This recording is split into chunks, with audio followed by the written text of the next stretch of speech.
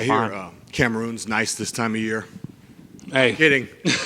I say that because 2 years ago, this time of year, I was over next door in Chad, so I know it's the rainy season and it's brutally hot. Do you ever get back over there for any reason? I've never actually been back since I came here in 2005. You know, that's quite a bit of funds to go back, and I don't have those funds to go back right now. But definitely looking forward to the time when I'm able to go back and actually connect back with my roots a little bit, which would be something I'm looking forward to. I understand. Yeah, I've talked to Dana White about this many times, publicly, especially before the pandemic. I know that, putting UFC in Africa was definitely high on the agenda, and obviously the pandemic kind of set that back. But we could still possibly see that in the future. My question to you is, though, where do you think they will put it? I mean, I think Morocco, South Africa are some probably, easy options, but where else do you think they might be able to be successful there? Honestly, yeah, those countries that you kind of name is actually what I already had in my head as far as like a place that would be successful. South Africa is mostly like in the leads for me right now. I can't really think of anywhere else. Maybe Ghana, but yeah. Yeah, maybe Ghana or Nigeria, especially with all these. Oh yeah, Nigeria for sure. I don't know why. Yeah, Nigeria definitely would be definitely a big draw for that. Yeah. Mm-hmm. We can't talk about Cameroon and fighting without mentioning, Francis Ngannou. Obviously, he made a huge leap of faith to go over to another organization. Yeah. In his prime, still going to dabble into boxing. When you heard about that news, what did you think? You think he made a good move? No, I think he made a good move. He seems to have landed in a pretty good place, and I'm definitely much respect to him for him standing in what he believes in, and I definitely have some respect for him for that. So.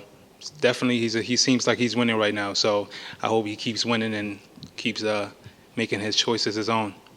Well, I can tell you from experience, being over there, especially meeting like different Cameroonians throughout, Chad and different places I was at. A lot of these guys put UFC on the radar in Africa. A lot of people didn't even know what MMA and UFC was until you start to see some of those guys. So, how much, pride does that give you? And do you have, did you grow up in a community was there a lot of other like Cameroonians and Africans around you? Where I grew up, yeah, definitely. Everybody was Cameroonian, but like. I mean in the States. In the States, oh yeah, the DMV is definitely a prime spot for African, especially like Cameroonians, Ethiopians, Nigerians. That's definitely like the hot spot. It's like that's one thing when I came here, it was kind of a better adjustment for me because I had a lot of people, like similar people from my country, people who were neighboring my country. So the culture was still there. So yeah, I definitely had a good upbringing even though I was here as far as culture-wise. Yeah, well, hopefully you get a chance to go back there, soon because you'll be a national hero for sure. Last thing, speaking about Francis and about Africa, as the final frontier for MMA, they also made him like an ambassador for the organization in Africa. What do you think that looks like? In other words, like, what do you think his role is going to be? I mean, he's already established as a national hero in his own country, but then how do you branch out from there and promote the sport in the continent of Africa?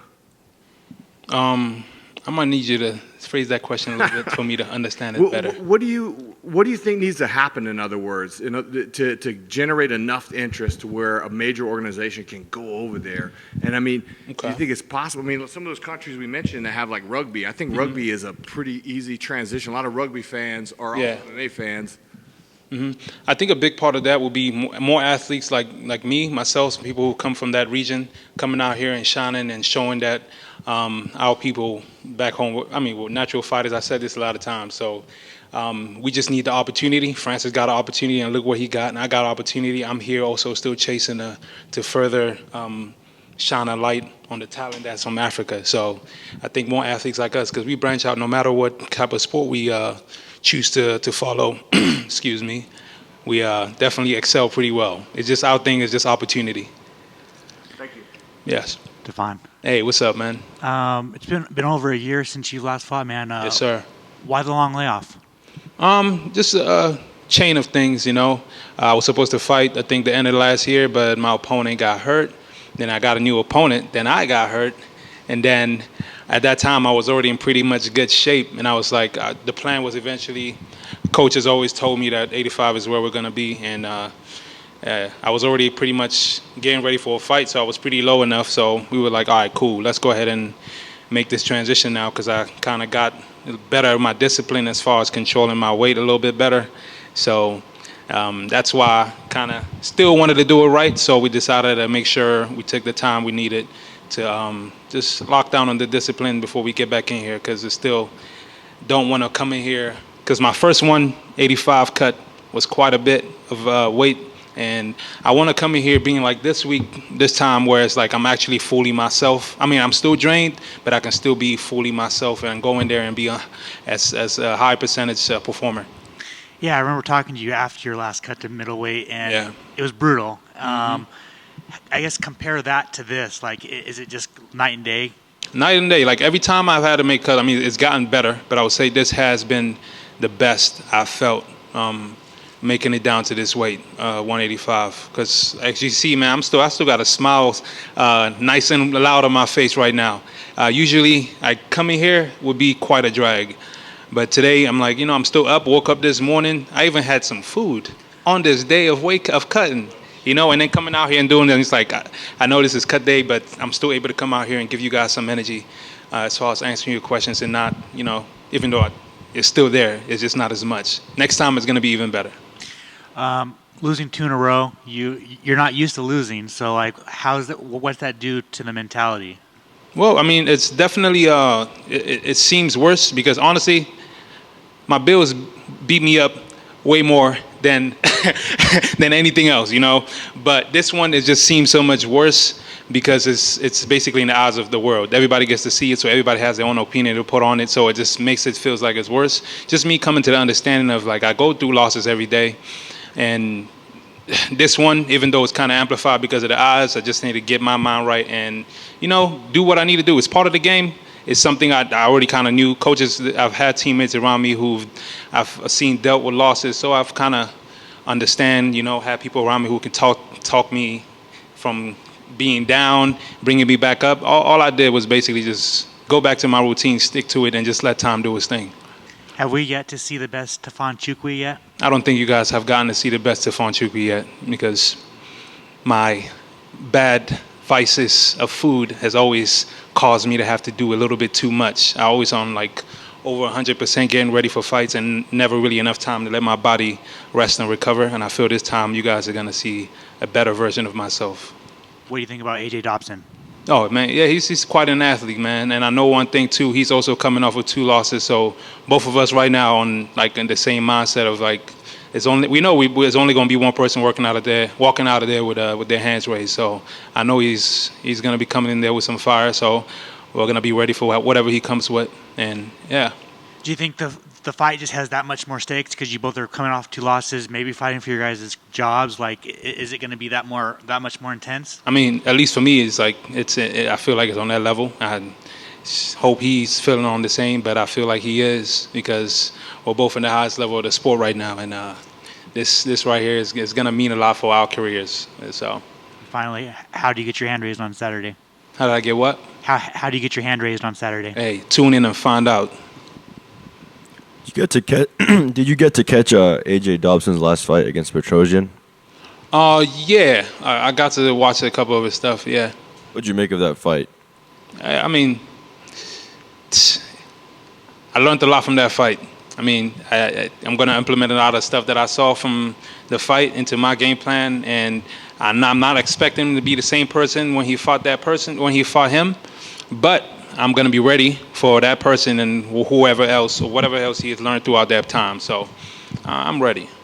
As someone from Cameroon, did you grow up playing any other sports, or was it just always fighting since day one? Oh, yeah. Soccer has always been what's like anywhere you go in Cameroon, there's people playing soccer. I played as well. I mean, I wasn't the best, but if soccer is always a thing, that's always going to be in my heart. Were you a fan of Samuel Eto'o? Oh, yeah, man. Come on. Yeah, Samuel Eto'o is just I kind of fell off a little bit more in soccer when I came here and, trying to adjust to a lot of new things. and then found myself into this throwing hands and catching checks.